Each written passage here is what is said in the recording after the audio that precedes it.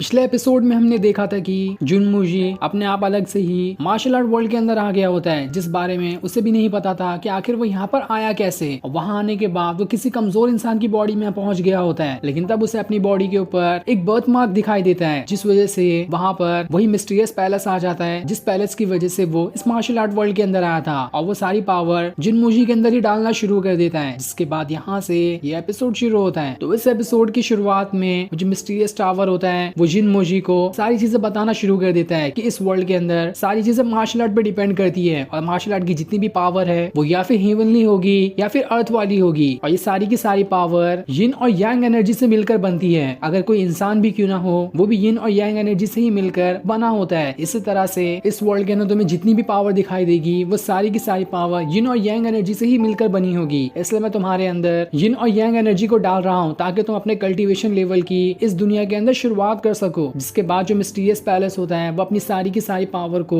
जुनमुजी के अंदर ही डालना शुरू कर देता है, ताकि जहाँ जुनमुजी एकदम ही ज्यादा कमजोर था उसके अंदर कुछ तो पावर आ जाए, जिसके बाद वो खुद अपनी मेहनत करते हुए और ज्यादा पावरफुल बन जाएगा। और जैसे यिन और यांग एनर्जी उसकी बॉडी के अंदर आती है, वो उसके पूरे बॉडी के चारों तरफ फैलना शुरू हो जाती है। इस वजह से तो जुनमुजी की बॉडी नहीं बल्कि वो किसी और ही चीज दिखाई दे रही होती है, क्योंकि वो इतना ज्यादा ऑरा से भर चुकी थी और इतनी सारी एनर्जी लेने की वजह से उससे भी काफी ज्यादा तकलीफ हो रही होती है, लेकिन वो सारी तकलीफों को संभाल लेता है। जिसके बाद थोड़ी देर बाद उसकी आंख दोबारा से उसी जंगल में खुलती है जहाँ पर वो अपना कल्टीवेशन करने के लिए आया था, और यहाँ पर वो एकदम गंदा हो गया होता है, क्योंकि उस एनर्जी की वजह से उसके सारे कपड़े जल फट के इधर उधर फेंका चुके थे और उसकी राख वगैरह उसकी पूरी बॉडी पे लग गई होती है। ये देखकर तो जुनमुजी भी हैरान था कि आखिर ये मेरे साथ हुआ क्या। जहाँ मैं इस वर्ल्ड के अंदर आने के बाद खुद को एकदम कमजोर समझ रहा था, लेकिन ये तो ऐसा नहीं है। मेरे अंदर अचानक से ही काफी ज्यादा पावर महसूस होने लग गई है। ऐसा लग रहा है मैं पहले से कहीं गुना ज्यादा पावरफुल हो चुका हूँ। लेकिन तब उसे कुछ लोग देख लेते हैं और उसकी पूरी बॉडी इतनी गंदी होने की वजह से सभी को लगता है ये कोई चोर है, इसलिए वो सभी उसका पीछा करना शुरू कर देते हैं। इसलिए जुनमुजी वहाँ से अपनी जान बचाकर भाग निकलता है, और वहाँ से भागने के बाद वो एक लड़की के पास पहुंच जाता है, जिसके सामने एक छोटा सा तालाब बना हुआ था, और वो उसी के अंदर जाकर नहाना शुरू कर देता है। ये देखकर तो वो लड़की भी घबरा जाती है कि अरे ये है कौन और ये अचानक से यहाँ पर कैसे आ गया। तब जुनमुजी उससे कहता है मैं तो बस यहाँ पर नहाने के लिए आया था, क्योंकि मेरी बॉडी काफी ज्यादा गंदी हो चुकी थी। लेकिन वो लड़की तो जुनमुजी के ऊपर अपनी स्वॉर्ड तान देती है, और उस लड़की का नाम गुआन होता है, जो जुनमुजी से कह रही होती है तुम यहाँ पर मेरी जासूसी करने के लिए आए थे, इसलिए मैं तुम्हें नहीं छोड़ूंगी। इस पर जुनमुजी कहता है अरे तुम ऐसा कैसे गलत समझ सकती हो, मैं यहाँ पर जासूसी करने थोड़ी आया था, मैं तो यहाँ पर बस नहाने के लिए आया था। लेकिन गुआन कहती है देखो तुम यहाँ पर बिना कपड़े के हो, तुमने अपनी शर्ट भी नहीं पहनी है, लगता है तुम्हारा इरादा कुछ और ही था, इसलिए मैं तुम्हें नहीं छोड़ने वाली। जिसके बाद वो जुनमुजी के ऊपर ही अटैक करना शुरू कर देती है। पहले तो जुनमुजी उसके जितने भी अटैक होते हैं उन सभी से बचने की कोशिश करता है, लेकिन गुआन तो सुनने का नाम ही नहीं ले रही थी। वो एक के बाद एक करते हुए जितने भी खतरनाक उसके पास अटैक थे उन सभी को जुनमुजी के ऊपर करना शुरू कर देती है, और एक अटैक तो सीधा जुनमुजी के प्राइवेट पार्ट पे लगने वाला था। ये देखकर वो गुआन से कहता है अरे तुम जानती भी हो मैं अपनी फैमिली का सिर्फ अकेला ही इंसान बचा हूँ, अगर यहाँ पे मेरा जेंडर चेंज हो गया तो आगे मेरी फैमिली खत्म हो जाएगी, तुम इसके बारे में तो सोचना चाहिए। तब ये सुनकर गुआन उससे कहती है पहले मैं तुम्हें जी भर के मारूंगी, उसके बाद मेरे यहाँ पर अच्छे अच्छे डॉक्टर है, वो तुम्हारा इलाज कर देंगे, जिस वजह से तुम बिल्कुल ठीक हो जाओगे, लेकिन पहले तुम्हें मुझसे मार खानी होगी। जिसके बाद वो दोबारा से जुनमुजी के ऊपर अटैक करना शुरू कर देती है। ये देखकर तो अब जुनमुजी को भी गुस्सा आ चुका था, वो उससे कहता है बस बहुत हो गया, लगता है अब मुझे भी सीरियस होना पड़ेगा। जिसके बाद वो अपनी पावर्स को एक्टिवेट करते हुए गुआन के पीछे ही पड़ जाता है, और वो भी उसके ऊपर अटैक करना शुरू कर देता है। लेकिन गुआन उसके सामने काफी ज्यादा पावरफुल दिखाई दे रही थी, लेकिन तब भी जुनमुजी को जो अभी अभी पावर मिली होती है वो उसे ही एक्टिवेट करते हुए सीधा गुआन की तरफ ही बढ़ जाता है, और एक भयंकर वाला अटैक सीधा गुआन पे करने वाला होता है। लेकिन जैसे दोनों आपस में टकराते हैं, यहाँ पर गुआन का अटैक ज्यादा पावरफुल था, जिस वजह से जुनमुजी वहां से बहुत दूर जाकर गिरता है, और अब उसकी तशरीफ भी लाल हो चुकी थी, बिल्कुल उसके कपड़े की तरह। ये देखकर जुनमुजी खुद में कहता है मुझे जो अभी नई नई पावर मिली है मुझे लगा वो काफी ज्यादा होगी, लेकिन ये तो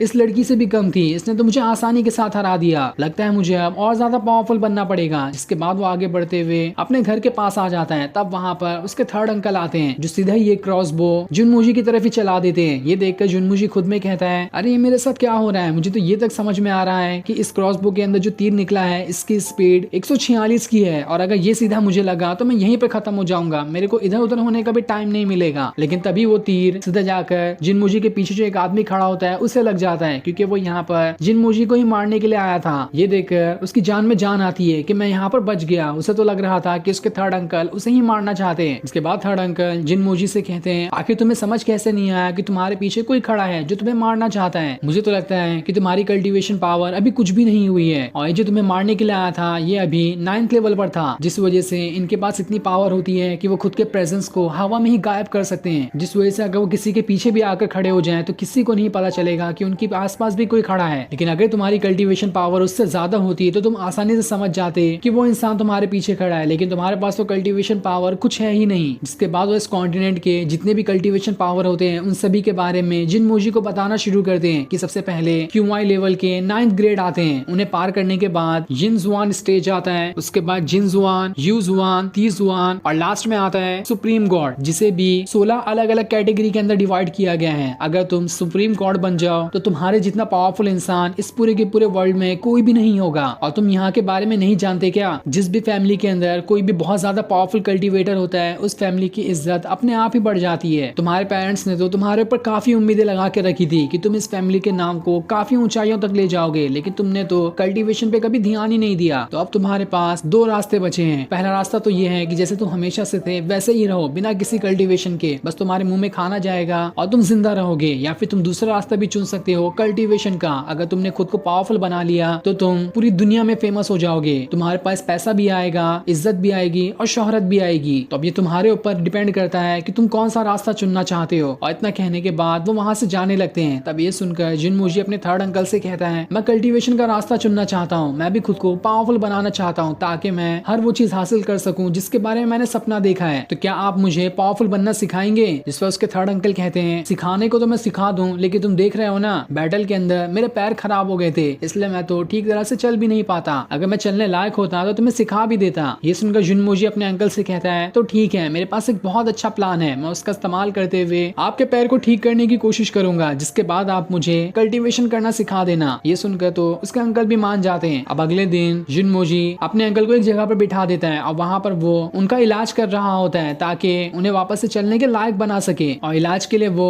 उनके ऊपर अजीब अजीब तरह के मसाले डालना शुरू कर देता है। ये देखकर उसके थर्ड अंकल उससे कहते हैं, तुम यहाँ पर मेरा इलाज करना चाहते हो या फिर मुझे ही पकाना चाहते हो? तब जिनमुजी उनसे कहता है, अरे अरे अंकल, आप गलत क्यों समझ रहे हैं, मेरे पास बहुत अच्छे अच्छे तरीके हैं किसी भी लंगड़े इंसान को दोबारा से पैरों पे खड़ा कर देने के, इसलिए आप जरा से भी टेंशन मत लो, मैं आपको चलने नहीं बल्कि दौड़ने के लायक बना दूंगा। जिसके बाद वो अपने थर्ड अंकल के अलग अलग बॉडी पार्ट पे पेंट करना शुरू कर देता है और उनसे कहता है, ये तो मेरा सबसे खास तरीका है किसी भी चीज का इलाज करने का। जिसके बाद वो वहाँ पर एक बहुत बड़ा बेलन लेके आ जाता है, जिसकी मदद से वो किसी और चीज की वहाँ पर रोटी बनाना शुरू कर देता है। ये देखकर वहाँ पे खड़े जितने भी सिपाही होते हैं वो सभी तो ये देखकर हैरान थे कि आखिर यहाँ पर जिनमुजी करना क्या चाहता है। ये बंदा तो मुझे अश्लील दिखाई दे रहा है, ऐसे गंदे गंदे हरकतें भला कौन ही करता है, इस तरह से तो किसी का थोड़ी इलाज किया जाता है। जो सारी बातें सुनकर तो उसके थर्ड अंकल को भी काफी अजीब लग रहा होता है कि आखिर यहाँ पर जिनमुजी करना क्या चाहता है, ये तो मेरी सारे लोगों के सामने इज्जत खराब कर रहा है। वो उससे कहते हैं, जो ये सारी चीजें तुम कर रहे हो क्या इसे रात के अंधेरे में नहीं किया जा सकता था? तब जिनमुजी अपने थर्ड अंकल से कहता है, हाँ ये तो किया जा सकता था रात में, लेकिन मैं तो जानबूझ के इसे दिन में कर रहा हूँ ताकि 4 लोग देख सके कि मेरी स्किल कितनी ज्यादा अच्छी है। ये सुनकर तो उसके थर्ड अंकल के गुस्से का ठिकाना नहीं रहता। वो जिनमुजी से कहते हैं, तुम जानते भी हो तुमने यहाँ पे मेरी कितनी बेइज्जती की है, जो कल तीर मैंने दूसरे इंसान के ऊपर चलाया था उससे अच्छा तुम्हारे ऊपर ही चला देना चाहिए था, मेरी इज्जत तो बच गई होती इसमें। तब वहाँ पर कुछ सिपाही आते हैं जिन्होंने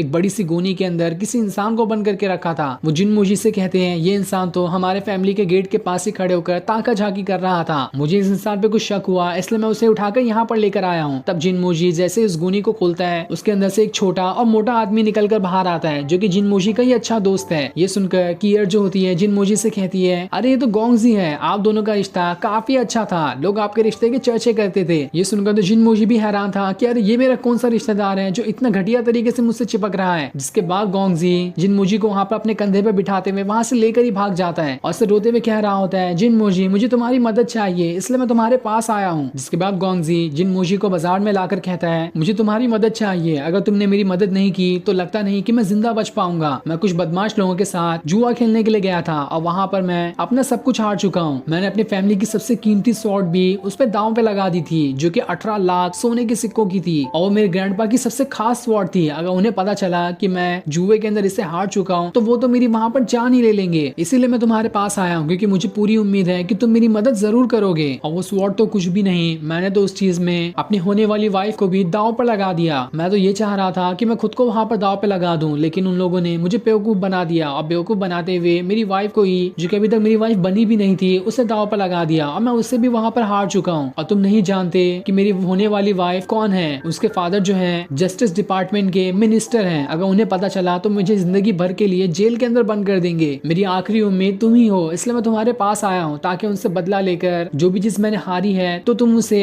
वापस लाकर मुझे दे दोगे, क्योंकि उन लोगों ने कहा है कि अगर मैंने तुम्हें उनके पास लेकर आ गया तो वो सारी की सारी चीजें मुझे वापस कर देंगे। इसलिए मैं तुम्हारे पास आया हूँ ताकि तुम्हें उनके पास ले जा सकूं। जो सुनकर तो जिनमुजी भी हैरान था कि आखिर ये गोंगजी कहना क्या चाहता है और ये किस इंसान से इतनी सारी चीजें हार चुका है। क्या किसी को नहीं मालूम कि मुझे एक दिन भी नहीं हुआ मर के दोबारा जिंदा हुए। मुझे तो लग रहा है कि वो लोग मुझे किसी तरह का फंसाने के लिए वहां पर बुला रहे हैं। एक बार मैं वहां पर चला गया तो हो सकता है वहां पर जाल बिछाकर वो लोग मेरी जान ले ले। इसलिए तो मैं इस गोंगजी के साथ बिल्कुल भी नहीं जाने वाला। जो सुनकर तो गोंगजी और ज्यादा परेशान हो जाता है और वो जिनमुजी के सामने भीख मांगना शुरू कर देता है कि तुम ही मेरी आखिरी उम्मीद हो। मैं बहुत उम्मीदों के साथ तुम्हारे पास आया हूँ, इसलिए तुम्हें कैसे भी करके मुझे बचाना ही होगा। तभी जिनमुजी आसपास देखता है तो उसे सारे के सारे लोग एक सेकंड के अंदर ही गायब हो गए हुए दिखाई देते हैं। ये देखकर तो वो भी हैरान था कि अरे यहाँ पर से सारे लोग चले कैसे गए, लगता है यहाँ पर कुछ गड़बड़ी होने वाली है। और फिर ये सीन दिखाते ही ये एपिसोड यहीं पर एंड हो जाता है। Thanks for watching.